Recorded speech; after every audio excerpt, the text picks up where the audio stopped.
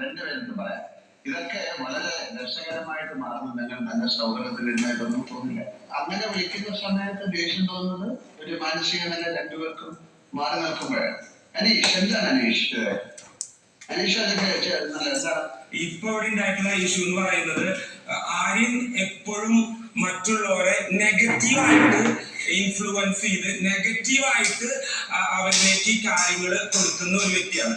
ഒരു ആര്യൻ ഇവിടെ വന്ന അന്ന് മുതൽ പോസിറ്റീവായിട്ടുള്ള ഒരു ആക്ട് പോലും ഈ വീട്ടിലേക്ക് കോൺട്രിബ്യൂട്ട് ചെയ്തിട്ടില്ല. അത് ഇമോഷൻസ് അടക്കം, ചിരിക്കുമ്പോൾ കരയുന്നു, കരയുമ്പോൾ ചിരിക്കുന്നു എന്നതിൽ തുടങ്ങി നെഗറ്റീവായിട്ടുള്ള കാര്യങ്ങൾ മാത്രമാണ് ആര്യൻ ഇവിടെ ചെയ്തിട്ടുള്ളൂ. അത് തന്നെയാണ് ഇപ്പോഴും ഇവിടെ നടന്നത്.